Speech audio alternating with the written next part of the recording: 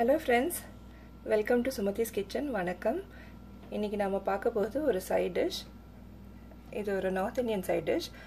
பேரு ராஜ்மா மசாலா.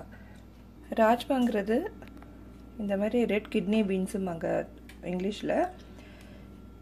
இது வந்து நம்ம ஊர்லயே இது கிடைக்குது. ரொம்ப புரோட்டீன் நிறைஞ்ச ஒரு தானிய வகை இது. அதனால நல்லது உடம்புக்கு. இது ஒரு சிம்பிளான ராஜ்மா மசாலா. இது எப்படி செய்யுதுன்னு பார்ப்போம். இப்போ நான் முதல்ல வந்து இங்க ஒரு 6 கப் அளவுக்கு ராஜ்மா நல்லா ஒரு 8 மணி நேரம் ஊற வச்சு அதுக்கப்புறம் குக்கரில் 5 விசில் வேக விட்டு இந்த மாதிரி 6 கப் அளவுக்கு வந்திருக்கு. இது நான் 2 பேட்சை ஃப்ரீஸ் பண்ணி எடுத்து வச்சுக்க போகிறேன். அதனால தான் இவ்வளோ செய்ய போகிறேன் நான். அப்படியே இங்கே நான் வந்து அது வேக வச்ச தண்ணியை தூக்கி எறியாமல் அதை நம்மளுக்கு கிரேவிக்கு நம்ம கொஞ்சம் சேர்த்துக்கணுன்னா இந்த தண்ணியை யூஸ் பண்ணிக்க போகிறேன். இன்னும் சப்ஸ்கிரைப் பண்ணாதவங்க கீழே உள்ள ரெட் சப்ஸ்கிரைப் பட்டனை கிளிக் பண்ணுங்கள். பக்கத்தில் அப்படியே உள்ள பெல் பட்டனையும் டேப் பண்ணுங்கள். வாரந்தோறும் நான் போடுற வீடியோஸ் உங்களுக்கு வந்து சேரும். இது செய்கிறதுக்கு இங்கே எண்ணெய் வந்து தாராளமாக ஒரு 1.5 குழிக்கரண்டி அளவுக்கு எண்ணெய் ஊற்றிக்கங்க. இதில் இப்போ இங்கே பார்த்தீங்கன்னா இதில் நான் 4 வெங்காயம் நல்லா பெருசாக 4 வெங்காயம் 8 தக்காளி அளவுக்கு ரெண்டையுமே மிக்சியில் போட்டு நல்லா இந்த மாதிரி பேஸ்ட் மாதிரி எடுத்துருக்கேன். இது முதல்ல இதில் ஆட் பண்ணிக்கலாம்.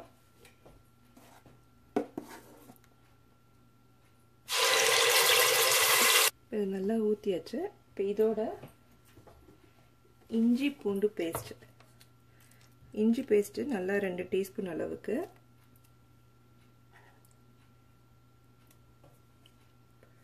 பூண்டு பேஸ்ட் 2 டீஸ்பூன் அளவுக்கு, இதுக்கு மட்டும் தேவையான அளவு உப்பு போட்டுக்கிறேன். ஒரு 2 டீஸ்பூன் அளவுக்கு உப்பு போட்டுக்கிறேன்.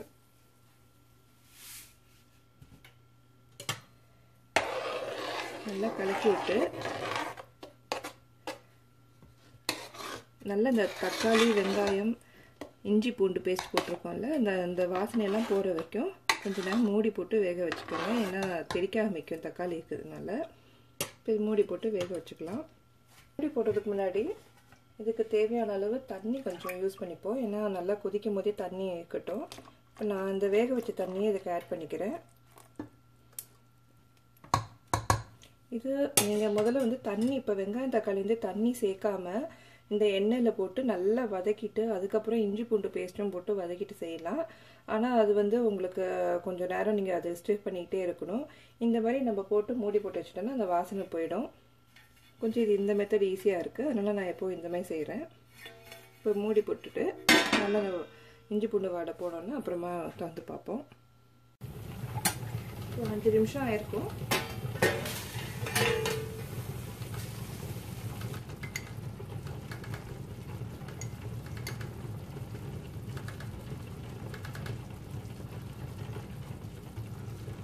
ஒரு 3 டீஸ்பூன் அளவுக்கு மிளகாய் பொடி,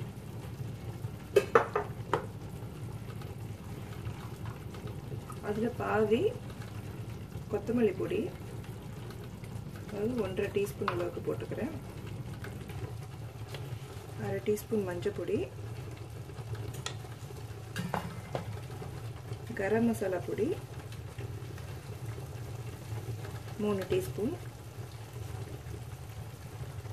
கரம் மசாலா பொடி இந்த பொடிகள் எல்லாமே நான் வீட்டில் ஃப்ரெஷ்ஷாக அரைச்சது. சிலது வந்து எங்கள் அம்மா அரைச்சி கொடுப்பாங்க. அதனால எல்லாமே ஃபுல்லாக ஹோம்மேட் ஸ்பைசஸ் தான் நான் யூஸ் பண்ணுறது. இதோட ஆம்ச்சூர் பவுடர் இது கடையில் வாங்குறது தான். Amchur powder 1 teaspoon, 1 table spoon அளவு போட்டுக்கலாம் தாராளமாக.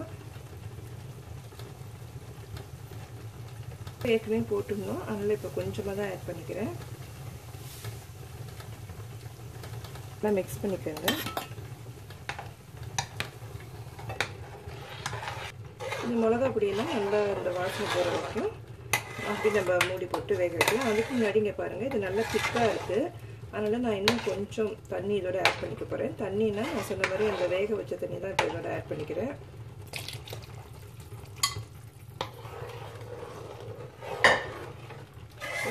அப்படி மேலும் ஒரு மூடி போட்டு இந்த மிளகா பொடி இந்த வாசனையெல்லாம் போகிற வரைக்கும் மூடி போட்டு வேக வைப்போம்.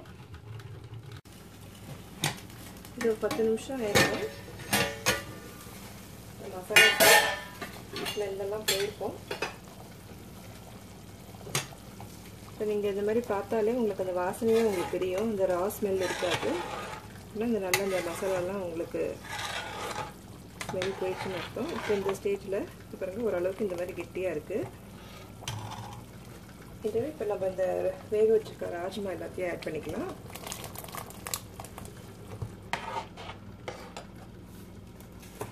இதோட கொஞ்சமாக இது ஆப்ஷனல் தான். இப்போ நான் போடுறது வந்து காசூரி மெத்தி, அதாவது காஞ்ச வெந்தயக்கீரை இலை. இது நீங்கள் வேணும்னா இதை போட்டுக்கலாம், இல்லாட்டி தேவையில்லை, இதுக்கு ஆப்ஷனல் தான் இது.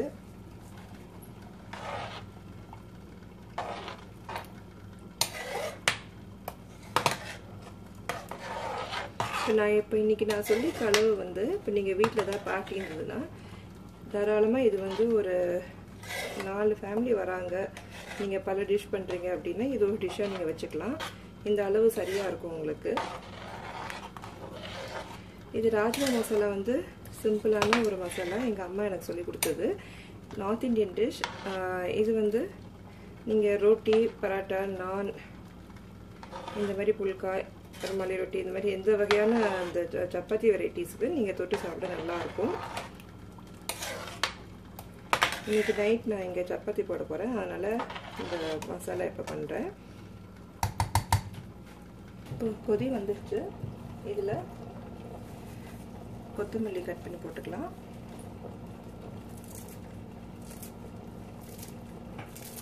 கொத்தமல்லி ஆப்ஷன் தான். இப்போ நீங்கள் கொத்தமல்லி அவசியம் போடணும்னு இல்லை, போட்டோன்னா நல்லா என்ஹான்ஸ் பண்ணும் ஃப்ளேவர், அவ்வளோதான். இல்லைன்னா கவலைப்படாதீங்க, அது இல்லாமலே இது செஞ்சோன்னா சூப்பராக இருக்கும். கொத்தமல்லி போட்டு இந்த பாருங்க மிக்ஸ் பண்ணுறேன். இந்த மாதிரி கன்சிஸ்டன்சியில் இருக்குது.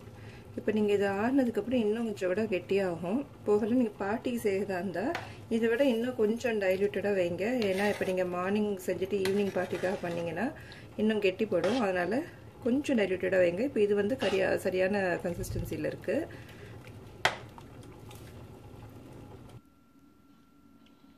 ராஜ்மா மசாலா ரெடி. செஞ்சு பாருங்கள். இது ரொம்ப கொஞ்சம் நம்ம வெங்காயம் தக்காளி தான் அரைச்சி பண்ணோம், மற்றது எல்லாமே ஸ்பைசஸ் தான் இதில். நம்ம ராஜ்மா வந்து ஒரு நாள் முன்னாடியே கூட நீங்கள் வேக வச்சு எடுத்து வச்சுட்டு ஃப்ரிட்ஜில் வச்சிங்கன்னா அடுத்த நாள் இந்த மாதிரி வெறுமனே இதை மட்டும் செஞ்சிங்கன்னா ஒரு 15 மினிட்ஸில் இதை செஞ்சிடலாம். செஞ்சு இந்த மாதிரி நீங்கள் 2 பேட்சாக செஞ்சு ஃப்ரீஸும் பண்ணிக்கலாம். வேணுங்கும் போது அதை தாவ் பண்ணி நீங்கள் யூஸ் பண்ணிக்கலாம். செஞ்சு பாருங்கள்.